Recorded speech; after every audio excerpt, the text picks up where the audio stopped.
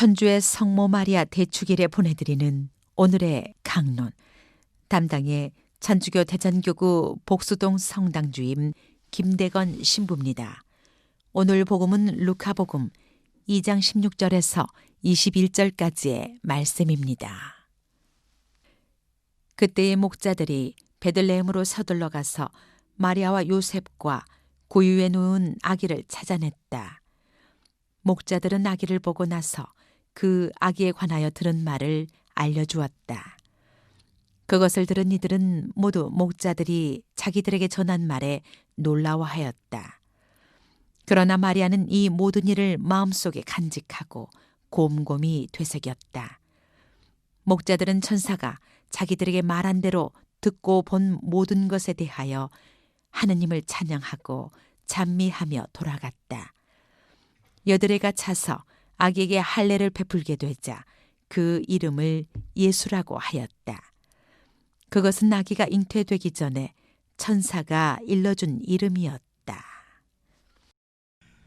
대전 가톨릭 평화방송 애청자 여러분, 안녕하십니까? 2021년 새해가 밝았습니다. 교회는 성탄 8부 축제의 마지막 날인 오늘을 천주의 성모 마리아 대축일로 지내면서 세계 평화의 날로 기념합니다. 이로써 성모님의 보호와 전구 속에서 온 세상에 예수님이 주시는 참된 평화가 이루어지기를 기도합니다. 그래서 저도 여러분에게 하느님의 축복과 평화의 인사를 전하려 합니다. 과거는 하느님의 자비에 맡기고 미래는 하느님의 섭리에 맡기며 현재는 하느님의 사랑에 맡겨드리세요. 이 말씀을 교구장 주교님에게서 처음 들었을 때 감동해서 한동안 많은 분들에게도 소개했었습니다. 그런데 이 표현은 원래 아우구스티노 성인의 고백록에 나온다고 합니다. 그리고 새해 덕담으로 어울릴 만한 글귀가 하나 더 있습니다. 몇 년 전 후배의 신부가 새해 첫날 보내준 문자인데요. 지쳤을 때는 뒤에서, 즐거울 때는 앞에서, 위로할 때는 옆에서 함께 하시는 주님과 밝고 희망찬 한 해를 보내세요. 한편 오늘 복음에서 마리아는 이 모든 일을 마음속에 간직하고 곰곰이 되새겼다라고 전합니다. 이처럼 여러분도 받아들이기 힘든 어려운 상황이 생기거나 관계의 어려움을 겪게 되면 성령 안에서 곰곰이 되새기며 극복해 나가는 한 해가 되기 바랍니다.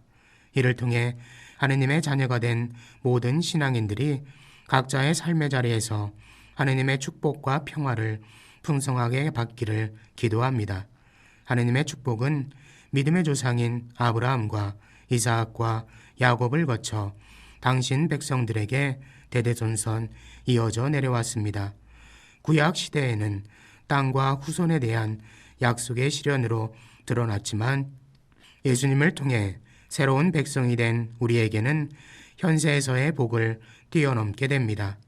하느님 안에서 누리는 참된 평화가 영원한 생명과 구원에 대한 약속의 실현으로 완성되었으니까요. 그러기에 새해를 맞이하는 우리는 부와 권력과 명예의 유혹에 매달리면서 이보다 더 중요한 신앙의 가치들을 잃어버리지 않도록 노력해야 합니다.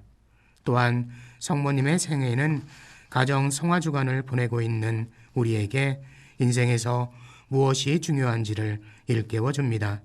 세상에서는 내세울 것이 전혀 없는 초라한 여인이었지만 신앙으로 칼에 꿰찔리는 아픔 속에서도 당신 생애에서 일어난 모든 것을 마음속에 간직하며 곰곰이 되새기셨기에 하느님의 어머니로 칭송받으실 수 있으셨습니다.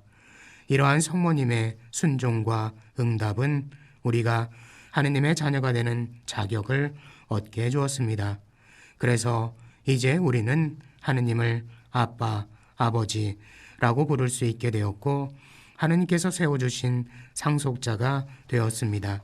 그러니 세상의 즐거움만을 추구하는 삶의 방식에서 벗어나 신앙의 기쁨을 살아가려는 노력이 필요합니다. 이처럼 신앙의 관점에서 여러분과 여러분의 가정 안에서 일어났던 지난 한 해를 돌아보고 새해의 계획들을 다짐하면서 함께 나눠보세요. 대전교구 생태환경위원회는 한 해 동안 모든 피조물은 자원이 아닌 생명입니다. 운동을 펼치고 있습니다. 구체적인 실천 사항으로 금요일은 구미묵합시다에 동참해 주시기를 권장합니다. 금육으로 생명윤리를 실천하고 피조물 보호에 동참하면 지구온난화 속도를 늦출 수 있다는 취지로 진행하고 있습니다. 사람이 먹기 위해 소, 돼지, 닭 등을 사육하는 과정에서 배출되는 이산화탄소의 양도 엄청 많다고 합니다. 또한 1월 10일인 주님 세례축일부터 대전 주보를 통해 피조물 보호를 위한 50가지 손쉬운 방법을 제공합니다. 그러니 여러분도 교구생태환경위원회의 노력에 동참하면서 일상생활 속에서 생태적 감수성을 더욱 키워나가는 한 해를 보내세요. 혼자 하면 금방 지치지만 함께하면 오래 지속될 수 있습니다. 여러분은 비건이라는 말을 들어보셨나요? 동물성 식품의 섭취뿐 아니라 동물성 원료로 만든 제품도 사용하지 않는 사람들을 두루 이르는 말인데요. 우리나라에만 150만 명이 넘는다고 합니다.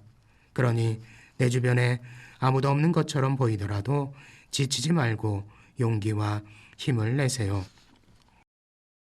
오늘의 강론, 지금까지 담당해 천주교 대전교구 복수동 성당 주임 김대건 신부였습니다. 내일도 김대건 신부의 강론이 계속됩니다.